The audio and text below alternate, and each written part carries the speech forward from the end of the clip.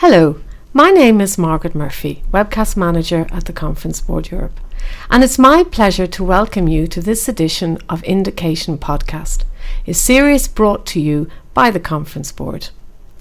Today I will be sitting down with our Senior Economist Ilaria Maselli to discuss the latest data on the Global Consumer Confidence Index in Europe. The Conference Board, in conjunction with Nielsen, has formally launched our latest economic indicator. The Consumer Confidence Index takes the temperature of customers in 64 markets around the world. An online survey with 32,000 households surveyed. It gives insights around consumer sentiments with a number of sub-questions in relation to job prospects, their personal finance, spending intentions, but also their concerns as well as initiatives to save or spend more.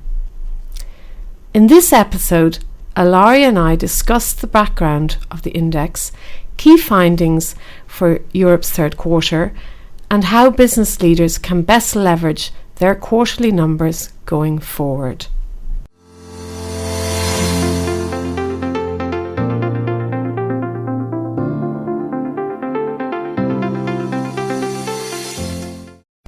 Good morning, Ilaria, and welcome. Could I ask you to give us a quick overview of the results and perhaps remind us how the data is read? Hello, Margaret, and thank you for having me here today. So let me start with a simple explanation of the index. A figure higher than 100 means that there are more optimistic consumers than pessimistic ones in the economy. Now, let's look at the figures. Confidence in the euro area was unchanged compared to quarter two. So we are now at a level of 89.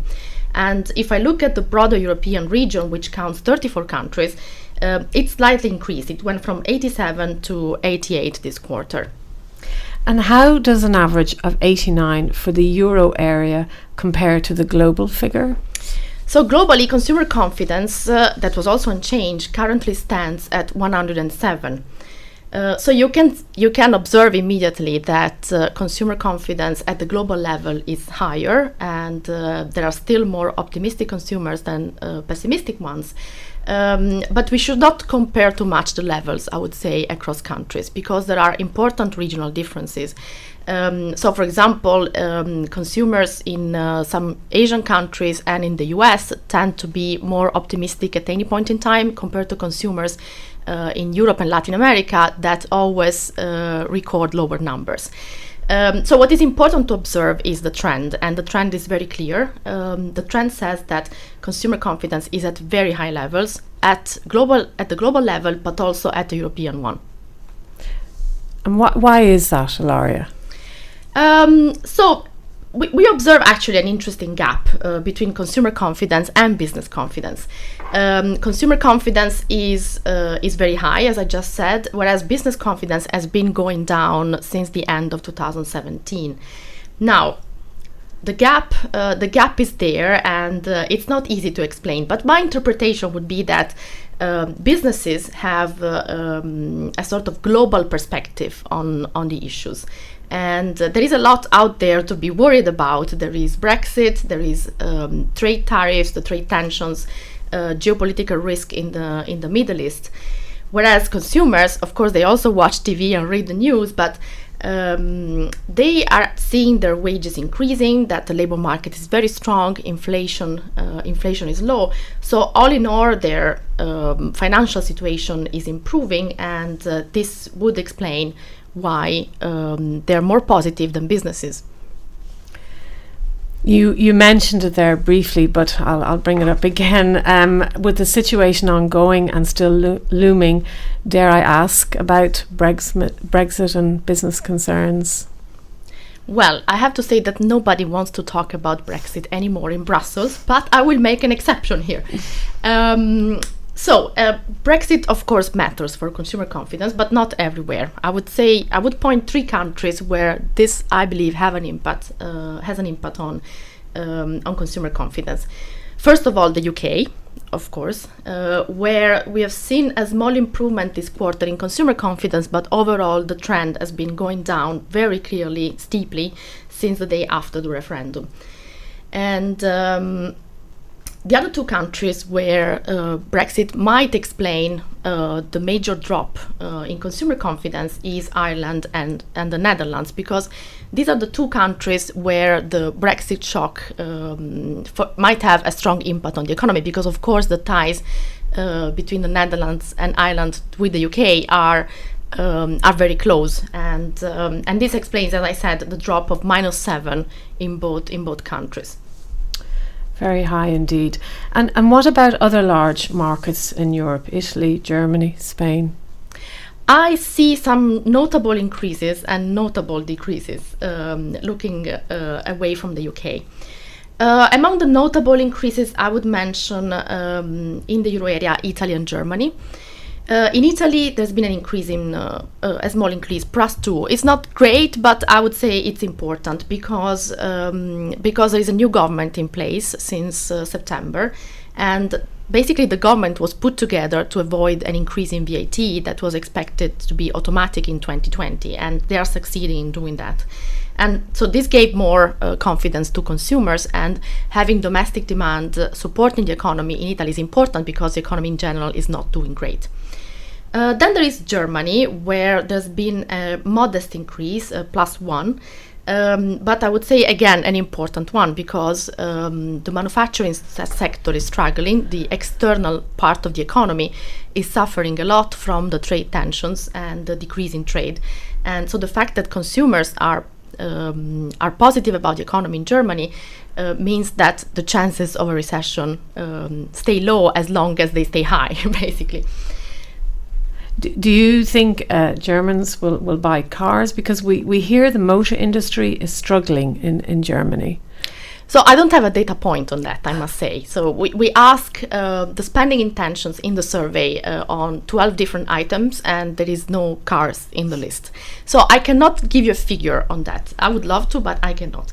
Now, I have to say that even though there were plenty of German consumers that were planning to buy cars in Germany, that would not solve the problems of the automotive sectors, because these problems, I would say, are more international, and they're linked to, on the one hand, long-term challenges, because there is big tech revolution happening with automotive cars, with the electric cars, and the German automotive sector is struggling to adapt to that, or to lead that change, actually.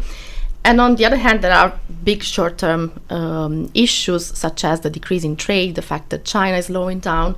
And if you combine the two together, you have a good explanation of why the sector is in trouble, and why a lot of German consumers buying car wouldn't solve that.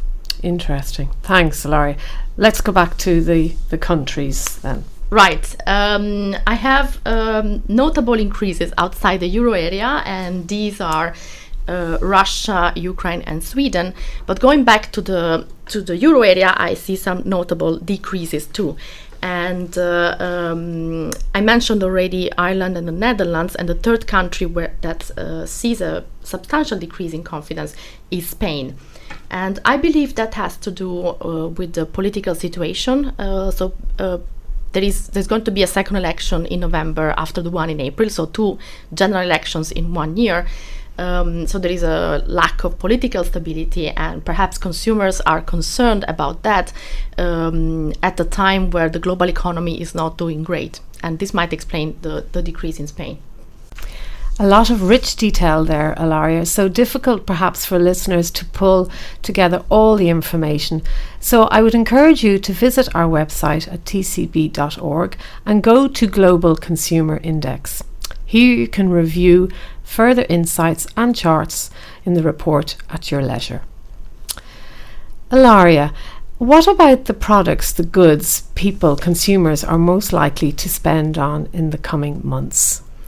So we have in the survey 12 category of items, and there are 7 of those that rank always very high in Europe. And I'm talking about out-of-home entertainment, clothes, new tech products, home decoration and home improvements, holidays, and then of course we have savings and paying off credit card and debit card back. And so these tend to rank always very high, but of course they change from a quarter to another. So I want to point out some of those increases and decreases which I found interesting. In Germany, for example, there is a big increase in the intention to spend on clothes and home improvement and home decoration. And this latter category seems to be very popular this quarter also among Italian consumers. If I look at Spain, as we said, consumer confidence went down, so people are mostly planning to cut, and they're planning to cut on out-of-home entertainment, on clothes, and on holidays as well. And then there is the case of the UK, where we know in general consumer confidence has been going down since after the Brexit referendum, and people are becoming a little bit more conservative on their expenditure. So we see that savings are going up, and what is going up actually a lot this quarter is paying off the debt of credit cards. Right. Okay. And what are the European consumers most anxious about? What are the issues in the spotlight? So this is probably my favorite question in the entire survey. So I always spend a little bit of time analyzing concerns. And there are two things that are interesting. If I look at the averages for the euro area, one of the biggest concerns is, of course, the economy. Now, does this mean that down the road people will become more pessimistic than now? That's hard to say, because we actually expect the economy to improve in 2020. So I wouldn't overemphasize the concern over the economy. But what I would definitely like to mention is the concern over global warming that keeps doubling every quarter. So consumers are becoming increasingly conscious about the climate, and it is hard to believe that down the road this will not change consumers' behavior. So I think governments and companies should not ignore this call. Now, just to give you some numbers, if I look at the big European countries, this concern on global warming is currently the biggest concern in France and Germany. And it's bigger than what is normally strong concerns, such as the economy, jobs, health, tends to rank very high. But no, global warming is currently the biggest concern in these two countries. It ranks very high also in Italy, but bigger than that, there is the concern on the economy, and even bigger job security. So jobs in Italy keeps coming back. And then if I look at concerns in Spain and the UK, there is an interesting parallel, because people are increasingly worried about political stability and about the economy. And given what we said about Brexit and political uncertainty in Spain, I think these two concerns make a lot of sense in these two countries. Indeed, very interesting. Thank you. Unfortunately, Ilaria, our time is up for today. I would like to thank all of you for joining us, and a big thank you to my guest, Ilaria Maselli, our senior economist, for sharing the latest insights on consumer confidence in Europe. I hope you enjoyed our podcast, and if you would like to find out more, please visit our website at tcb.org/data for more economic insights, and tcb.org/podcasts or /webcasts for more of our interactive programs. Thank you and goodbye.